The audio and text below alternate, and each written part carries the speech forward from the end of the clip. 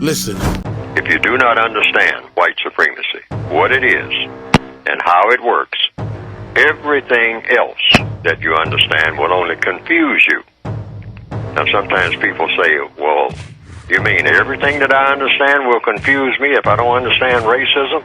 Yes, because racism is the dominant political and religious motivating force among the people of the planet in all 9 areas of activity: economics, education, entertainment, labor, law, politics, religion, sex, and war. That covers just about everything that any person, minute by minute, might be doing or engaged in any time of day or night, anywhere on the planet. Well, it was reported to me, something that I read some years ago, something that a Nazi lieutenant said. He was talking to one of his sergeants during the battle, World War II, during a battle. And he said during one of the breaks in the battle to one of his sergeants, you know, after we Germans conquer the world and take it over, we're going to have to help build up an opponent somewhere.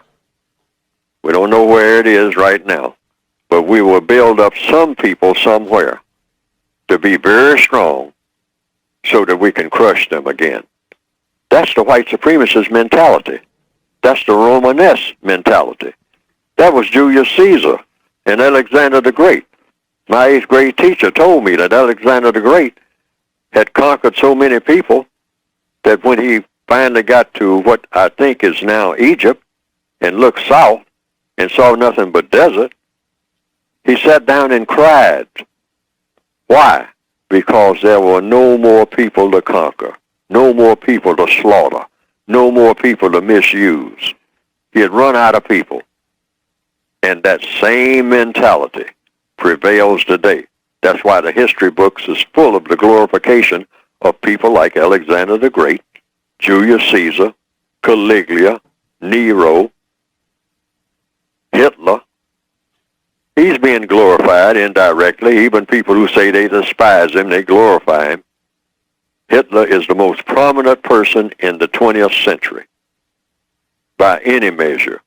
Adolf Hitler. Adolf Schicklgruber Hitler, a former failed artist and paper hanger, is the most distinctive person in the entire 20th century.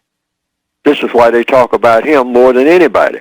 Why? Because he was a destroyer on a grand scale, a manipulator, a arch propagandist that could influence people to do great things, but in order to destroy.